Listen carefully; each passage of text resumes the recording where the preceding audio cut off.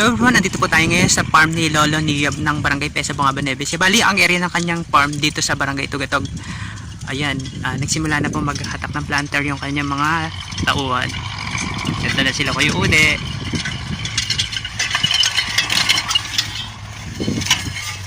Iikat lang saglit.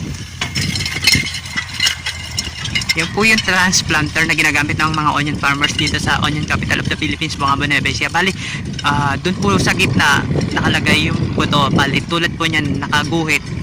Diyan po makikita yung tutubong sibuyas. Tapos yung iba po nagpa-plat. Kung makikita nyo may mga kalabaw. Medyo traditional pa rin po yung pagsasibuyas dito sa Bungaba, Nueva Ecija. Gumagamit pa rin ng mga kalabaw. Ayan po sila Kuya. Bali, nilalagyan ng plat tapos papatagin.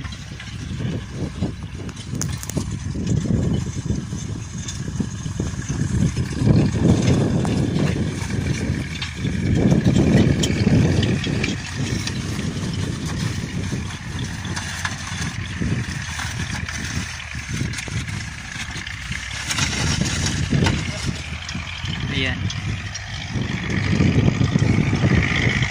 Ayan sila.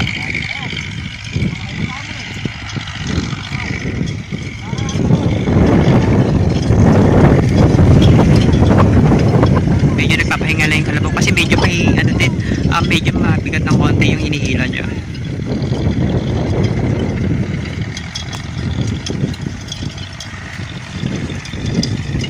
Ito na ulit sila Kuya Ude, mga naghihila ng planter.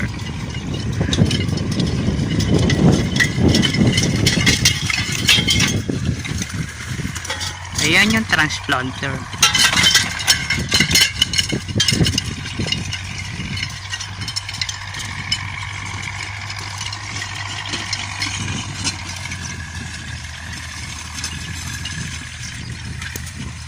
Ayan, bali yayariin daw nila yung block na to para pag umulan nakatanim na nga naman.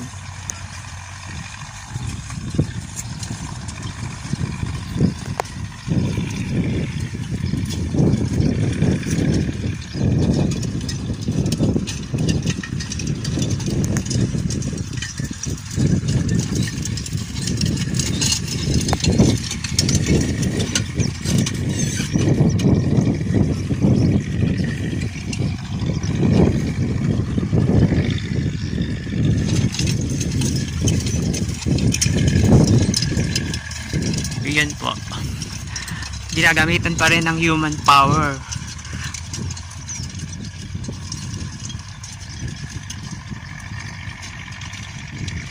Tignan nyo, kung mapapansin nyo, nakalinya yung mga plat para pag nagpatubig dyan po dadaan sa gitna yung tubig para maayos nga naman siya mapapatubigan. Hindi tulad ng ibang nagtatanim po ng sibuyas na kama-kama, yung per block yung pagtatanim. Dito po bay plat.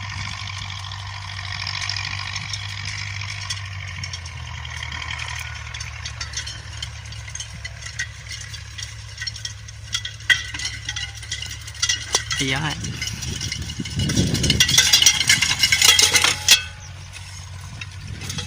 Ikot ulit.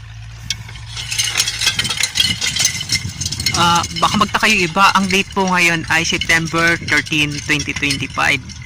Baka sabihin kasi ng iba, lumang video. Hindi po ngayon po yan.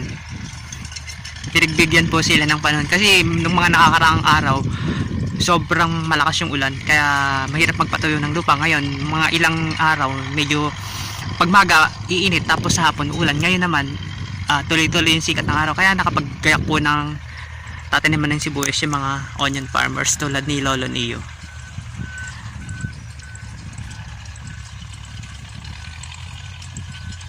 Ayan.